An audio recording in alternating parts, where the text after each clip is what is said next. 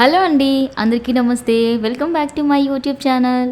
ఇదొచ్చేసి కార్తీక పౌర్ణమి రోజు షూట్ చేసుకున్న వ్లాగ్ అండి. కార్తీక పౌర్ణమి అయితే నేను చాలా బాగా సెలబ్రేట్ చేసుకున్నాను. మీరందరూ ఎలా సెలబ్రేట్ చేసుకున్నారనేది ఖచ్చితంగా నాకు కామెంట్ సెక్షన్‌లో కామెంట్ చేయండి. నేనైతే కార్తీకాలైతే చేసుకుంటున్నానండి. కార్తీక పౌర్ణమి రోజే కాకుండా ప్రతిరోజు పొద్దున, సాయంత్రం ఖచ్చితంగా దేవుడికి దీపం పెట్టడం ఇవన్నీ చేస్తూ ఉన్నాననమాట. కాకపోతే ఏంటి అంటే కార్తీక పౌర్ణమి ముందు రోజు మనకి తులసమ్మ పండుగ అన్నట్టు చేసుకున్నారు కదండి. నేను ఆ రోజు తులసమ్మ దగ్గర ఏమీ చేయలేదనమాట. అందుకే కార్తీక పౌర్ణమి రోజే తులసమ్మ దగ్గర కూడా తులసమ్మని మంచిగా పూజించుకొని పిండి దీపాలు, ఉసిరి దీపాలు అన్నీ పెట్టానండి. అలాగే ఇంట్లో దేవుడి ముందు కూడా పిండి దీపాలు పెట్టుకొని 365 ఒత్తుల దీపం పెట్టుకొని ఇలా అయితే పూజ చేసుకున్నాను. ఆ రోజు పొద్దునే నేను ఉసిరి దీపాల కోసం ప్రిపరేషన్స్ చేసుకునేటప్పుడు అది చేయడంలో ఒత్తి పెట్టుకోవడానికి ఆ ఉసిరికాయకి ఆ గుంత చేయడంలో నాకు కొంచెం వేలైతే కట్ అయిందండి. బాగానే కట్ అయిందనమాట. చాలా రక్తం పోయింది. అంత మంచి పర్వదినాన అట్లా తెగడం నాకు కొంచెం ఇదిగా అనిపించింది. అలాగే ఇంకో వ్లాగ్ కూడా షూట్ చేసుకోలేకపోయాను అనమాట. సో ఇక్కడ అయితే మీకు ఏవైతే క్లిప్స్ షేర్ చేస్తున్నానో ఇవన్నీ మా ఆయన అక్కడక్కడ తీసిన కొన్ని క్లిప్స్ అండి. నేనైతే కార్తీక పౌర్ణమి రోజు ఇలా అయితే చేసుకున్నాను. చక్కగా పటాలన్నీ అలంకరించుకొని పిండి ప్రమిదలు చేసుకొని ఉసిరి ప్రమిదలు తయారు చేసుకున్నానండి. పిండితో అయితే ఈ విధంగా అయితే ప్రమిదలు చేసి పెట్టుకున్నాను. అవి గుళ్ళోకి ఇంట్లోకి మనం ముందుగా కొంచెం హుషారుగా ముందుగా చేసి పెట్టుకున్నామంటే మనకు టెన్షన్ లేకుండా అయిపోతుంది అనమాట. ఇంకా పొద్దున ఇంట్లో పూజ చేసేసుకున్న తర్వాత సాయంత్రం కూడా సంధ్యాదీపం పెట్టేసుకున్న తర్వాత టెంపుల్కి అయితే వెళ్ళాము. ఇది మా ఇంటి నుంచి జస్ట్ చాలా దగ్గర ఉంటుందండి. అదేందో మాకు తెలియదు కానీ మేము ఏ ఇల్లు మారినా కూడా ఆ ఇంటికి దగ్గరలో సమీపంలో మాకు ఆ భగవంతుని ఆలయం అయితే ఖచ్చితంగా ఉంటుందన్నమాట. ఈ టెంపుల్లో అయితే మాత్రం అందరూ దేవుళ్ళు ఉన్నారండి. రాముల వారు, శివుడు, వినాయకుడు, లక్ష్మీదేవి అమ్మవారు, వెంకటేశ్వర స్వామి ఇలాగ అన్ని దేవుళ్ళు ఉన్నారనమాట.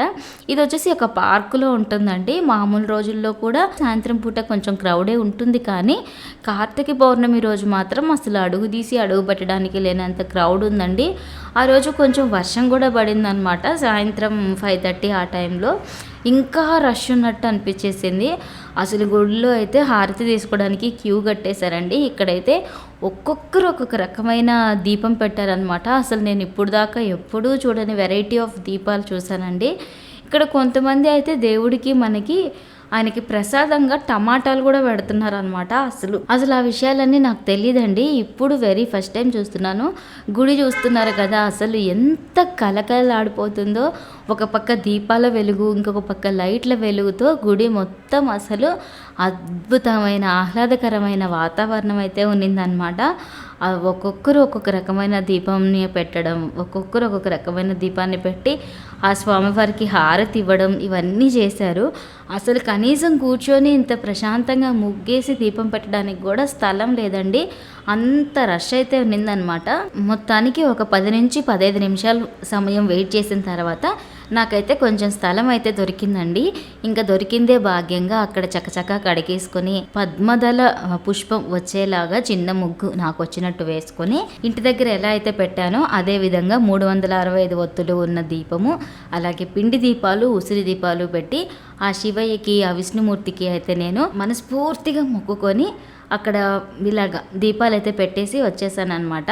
ఇక్కడ ఏంటి అంటే మామూలుగా మన సైడు దీపాలని చెరువులో కానీ అలా వదులుతూ ఉంటారండి. నదిలో కానీ చెరువులో కానీ అలాగా. అంటే ఎక్కడ ఫెసిలిటీని బట్టి అక్కడ పద్ధతులను బట్టి పండగలు అనేవి జరుపుకోవడం అందరికీ అలవాటు అయిపోయింది కదండి. ఈ గుడిలో అయితే మాత్రం అలా నీళ్ళల్లో వదలడానికి ఏమీ లేదండి. అందుకే అందరూ వచ్చి డైరెక్ట్గా అమ్మవారి ముందు, శివుని ముందు ఇలా దీపాలు పెట్టేసి ఆ దీపాలను లోపలికి తీసుకెళ్ళి వాళ్ళకి దేవుడికి హారతి ఇచ్చేసి అక్కడే పెట్టేసి వెళ్ళిపోతున్నారనమాట. ఇంకా అందరూ ఎలా చేస్తే మనము అలాగే చేయాలి కాబట్టి నేను కూడా అక్కడే దీపాలు పెట్టి అందరూ ఎలా చేస్తున్నారో వాళ్ళని ఫాలో అయ్యి నేను కూడా అదే చేశానండి. చాలామంది ఇంట్లో కూడా వదులుకుంటూ ఉంటారు కానీ నేనైతే అలా నీళ్ళల్లో ఏం వదలలేదనమాట. నాకు తెలిసినంత వరకు మనస్ఫూర్తిగా ఎక్కడ ఏ తప్పు లేకుండా చేసుకోవడమే నాకు సాటిస్ఫాక్షన్ వస్తుంది. నాకు తెలియనివి కొత్తవి సోషల్ మీడియాలో చూసి అవన్నీ చేయాలని లేదండి. కార్తీక మాసం అనేది మనకు ఉన్న అన్ని మాసాల్లోకి చాలా విశేషమైనటువంటి గొప్పతనాన్ని కలిగి ఉంది కాబట్టి ఈ కార్తీక పౌర్ణమి రోజు నేనైతే ఇలా సెలబ్రేట్ చేసుకున్నానండి. కార్తీక పౌర్ణమి రోజు కుదరని వాళ్ళు కనీసం కార్తీక మాసంలో వచ్చే సోమవారాలైనా లేదంటే కార్తీక మాసంలో వచ్చే శనివారాల రోజైనా ఇంట్లో పిండి దీపాలు పెట్టుకోండి. చాలా చాలా మంచిది. నా కార్తీక మాసం అయితే ఇలా జరిగిందండి. ఇదండి మా కార్తీక పౌర్ణమికి సంబంధించిన వ్లాగ్. ఐ హోప్ ఈ వీడియో మీకు నచ్చిందనుకున్నాను. నచ్చినట్టయితే ప్లీజ్ లైక్ చేయండి. అలాగే మన మధు మహా వ్లాగ్ ఛానల్ని తప్పకుండా సబ్స్క్రైబ్ చేసుకోండి. Thank you so much for watching.